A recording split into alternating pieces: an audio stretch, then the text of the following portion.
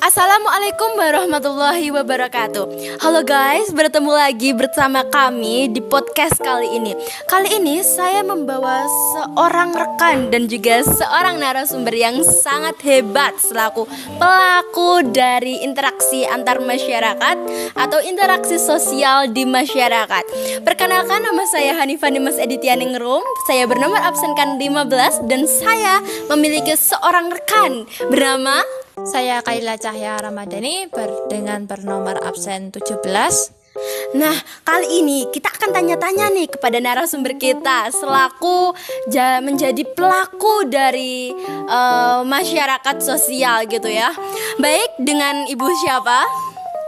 Nama saya Sri Murniati. Ibu Sri Murniati.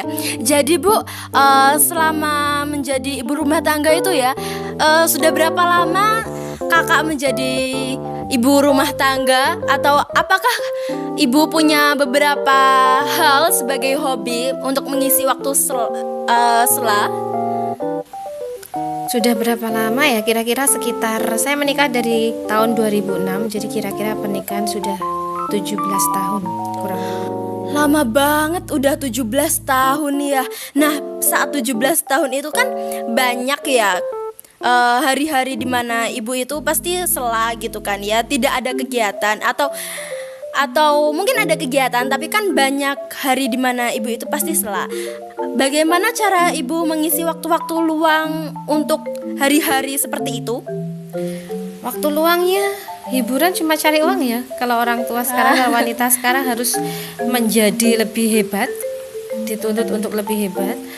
Dan ada juga sela-sela waktu yang masih tersisa untuk bersama teman-teman seperti arisan atau nge-games atau senam gitu untuk menjaga mental kita ya. Wah, Ibu rumah tangga. Wah, hebat sekali nih. Ternyata menjadi ibu rumah tangga itu juga banyak ya tuntutannya, juga banyak kegiatannya. Kan kebanyakan orang itu mikir nih, ibu rumah tangga itu cuma ngurusin keluarga aja, udah enggak, guys. Nah, sebelum kita lanjutkan ya, mari kita fokus pada topik utama kali ini. Nah, mari kita pertanyakan pada pertanyaan pertama. Oke Ibu, di sini kita ingin bertanya. Saya ingin bertanya, bagaimana dengan pendapat Anda mengenai komunikasi dengan orang tua dan anak di dalam keluarga? Menurut saya komunikasi antara orang tua dan anak itu sangat penting. Sangat penting sekali karena itu cara kita untuk melihat perkembangan anak dan bagaimana perkembangan anak kita sekarang, bagaimana pergaulannya. Seperti itu. Oh, jadi nih Bu, seberapa sering Ibu berkomunikasi dengan anggota keluarga Ibu? Dan bagaimana cara Ibu berkomunikasi dengan anggota keluarga? Yang tentunya tuh setiap anggotanya pasti memiliki ciri khas tersendiri ya Bu di dalam keluarga tersebut. Bagaimana nih cara Ibu untuk berkomunikasi dengan masing-masing anggota keluarga? Bagaimana ya caranya? Sederhana saja, tidak usah dibikin sulit ya. Kita bisa sharing. Kalau anak kita masih kecil mungkin kita bisa mengajari mereka atau membentak mereka dengan kadang halus, kadang agak sedikit dibentak gitu. Tapi kalau dewasa lebih ke kita menganggapnya sebagai teman, sehingga kita bisa sharing, sehingga kita tahu apa masalah anak di sekolah atau apa masalah anak di rumah. Kita bisa ngobrol seperti teman, dan ngobrol itu tidak harus intens ya menurut saya, karena ngobrol yang penting dalam situasi, dalam singkat-singkatnya pun kita bisa ngobrol gitu, jadi nggak harus intens waktu gitu. Tapi kalau waktu intens biasanya kalau habis maghrib atau bagaimana, kita lebih bisa meluangkan waktu dengan mereka begitu. Oh, jadi berbagai macam ya Bu ya, macam-macam jenisnya cara berinteraksi gitu. Baiklah, untuk mempersingkat waktu nih ya, langsung saja ke pertanyaan selanjutnya. Nah Bu, bagaimana ini? Apakah keluarga Ibu itu adalah suatu pendengar yang baik saat Ibu sedang melakukan cerita atau sedang bercerita keluh kesah kepada keluarga? Apakah mereka mendengarkannya dengan baik atau malah sebaliknya nih Bu? Itu tergantung ya. Sebenarnya kan mood itu tidak selalu baik. Tapi kalau mood baik juga mereka selalu kita harus menjadi pendengar yang baik, dan sebaliknya juga seperti itu, saling support, saling mendengarkan. Kalau mood sedang tidak baik dan tidak bisa didengarkan hari ini ya nanti gitu loh. Kita buat se-enjoy mungkin ya Bu. Betul sekali. Jadi itu jangan sampai stres teman-teman. Jadi enjoy mungkin. Oke, di sini saya ingin bertanya lagi Bu, bagaimana perbandingan kondisi keluarga saat ini dibandingkan dengan kondisi yang dulu? Namanya berumah tangga itu tidak selalu mulus ya kakak ya, pasti adalah banyak masalahnya daripada bahagianya begitu. Cuma kita selalu mensyukuri nikmat Allah, alhamdulillah, dan alhamdulillahnya saat ini lebih baik dari sebelumnya. Wah, syukur banget ya Bu kalau ada peningkatan gitu dalam keluarga ya kan Bu, daripada yang stuck gitu-gitu aja kan. Jadi kalau ada peningkatan itu ya bener banget Ibu tadi, disyukuri, sangat-sangat disyukuri. Peningkatan atau tidak itu tergantung ya kak ya, kita mensyukurinya bagaimana begitu. Kalau kita tidak bersyukur sebagai bahagia cukup pun kita tidak bahagia gitu. Kondisi apapun yang pasti kuncinya bersyukur aja. Betul sekali. Kita ingin bertanya lagi Bu, bagaimana bentuk komunikasi yang Anda lakukan dalam lingkungan keluarga sehingga bisa seperti sekarang? Komunikasi simpel saja ya kak ya.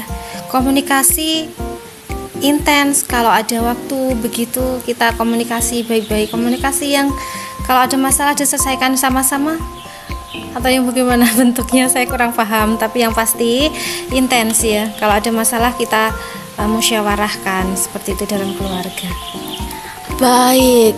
Jadi Bu, di sini saya ingin bertanya nih ya Bu, di dalam keluarga itu kan pasti komunikasi itu kan penting bagi keluarga nih ya Bu. Menurut Ibu bagaimana komunikasi itu bisa menjadi penting dalam suatu keluarga? Misal nih ya, ada keluarga melakukan ada pertengkaran antar keluarga nih Bu. Itu jadi kalau ada pertentangan itu, apa fungsi dari komunikasi yang ada dalam keluarga? Komunikasi itu sangat penting ya, karena tanpa komunikasi bagaimana keluarga itu bisa berjalan dengan baik. Kurangnya komunikasi dalam keluarga itu bisa tidak baik, bisa menjadi pertengkaran, kesalahpahaman, dan itu berakibat sangat-sangat fatal. Maka pentingnya komunikasi dalam keluarga itu bisa kita wujudkan dalam setiap kita mengobrol, di sela-sela kita ada selasa bersama lah ya pastinya. Kita di bawah santai kita pecahkan masalah secara musyawarah, dan komunikasi itu yang pasti sangat penting sekali demi tercapainya keluarga yang sakinah mawaddah warahmah pastinya, dan juga harmonis tentunya ya teman-teman. Oke Bu, jadi kita tanya lagi nih, apakah komunikasi Anda dengan orang tua Anda dan anak Anda itu sesuai dengan apa yang diharapkan? Alhamdulillah, insya Allah sesuai yang saya harapkan. Alhamdulillah. Nih Bu, saya ingin tanya, apa harapan Ibu untuk keluarga Ibu seterusnya, untuk keluarga Ibu pada hari-hari yang akan datang, untuk masa depan yang lebih cerah? Apa harapan Ibu untuk depannya? Ya pastinya selalu diberi kesehatan, rezeki yang lancar, dan anak-anak yang soleh-solehah. Amin. Amin. Baik. Jadi melalui acara podcast kali ini kita dapat menyimpulkan bahwa komunikasi antar keluarga itu bisa berpengaruh pada masa depan dan berpengaruh pada kepribadian anak. Maka dari itu kita harus selalu mempererat, menjaga komunikasi antara keluarga, antara orang tua dengan anak, supaya tidak terjadi kesalahpahaman. Betul sekali. Jadi teman-teman, jangan lupa jaga komunikasi kalian dengan keluarga kalian dengan erat, harmonis. Jangan lupa untuk berkomunikasi. Luangkan waktu kalian sedikit demi sedikit untuk keluarga kalian. Sekian dari podcast kami kali ini tentang hubungan sosialisasi dari masyarakat. Sekian, akhirus salam. Wassalamualaikum warahmatullahi wabarakatuh.